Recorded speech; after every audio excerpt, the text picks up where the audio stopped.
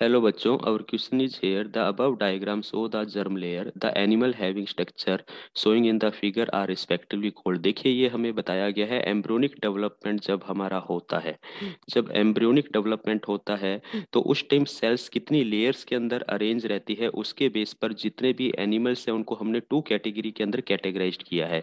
एक तो होती है हमारे पास में डिप्लोब्लास्टिक, एक कंडीशन क्या होती है डिप्लोब्लास्टिक। ये जो फर्स्ट डायग्राम है किसको रिप्रेजेंट करता है, डिप्लोब्लास्टिक को रिप्रेजेंट करता है, क्योंकि इसके अंदर जो हमारी जर्म लेयर होती हैं वो हमारी टू लेयर्स के अंदर क्या होती है बेटा, अरेंज रहती है। पहली जो होती है वो हमारी एक्टोडर्म होती है और दूसरी क्या होती है, एंडोडर्म होती है, और इनके बीच में मीजोगिलिया मिलता है। जहां भी मीजोगिलिया मिला मतलब अपने को याद रख लेना है कि वो हमारे पास में क्या है, डिप्लोब्लास्टिक। वहीं अगर ये मीजोगिलिया हमारा डेवलप हो जाए मीजोडर्म के अंदर, यानी कि हम अगर बात करें एक्टोडर्म है और जो हमारा एंडोडर्म है इनर मोस्ट लेयर, ये दोनों मिलकर क्या डेवलप करते बेटा, ये दोनों मिलकर अगर डेवलप करते बेटा मीजोडर्म, तो ये हमारे पास में क्या कंडीशन कहलाती है, ये हमारे पास में ट्रिप्लोब्लास्टिक कंडीशंस कहलाती है। क्या कहलाती है, ट्रिप्लोब्लास्टिक कंडीशन कहलाती है। यानी कि यहाँ पर हमें क्या मिलती है बेटा, थ्री जर्म लेयर मिलती है। अगर ये मीजोडर्म का डेवलपमेंट नहीं हुआ तो हमारे पास में दो ही जर्म लेयर है, और इस कंडीशन को हम डिप्लोब्लास्टिक कहते हैं। ए जो फिगर है डिप्लोब्लास्टिक को दर्शाता है,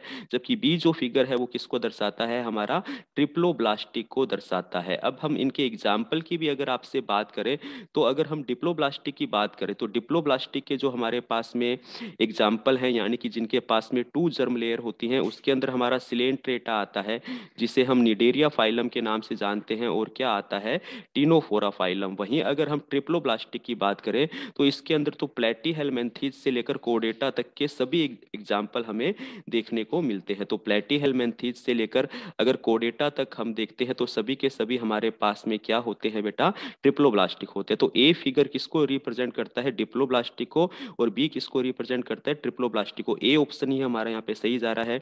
बी को देखिए तो ए ट्रिप्लोब्लास्टिक कह दिया जो कि गलत हो गया हमारा, और सी के अंदर दोनों डिप्लोब्लास्टिक हो गए ये भी गलत है, और डी के अंदर दोनों ट्रिप्लोब्लास्टिक तो ये भी गलत है। तो ऑप्शन ए हमारा यहाँ पर क्या है, बिल्कुल राइट आंसर जाता है। Thank you.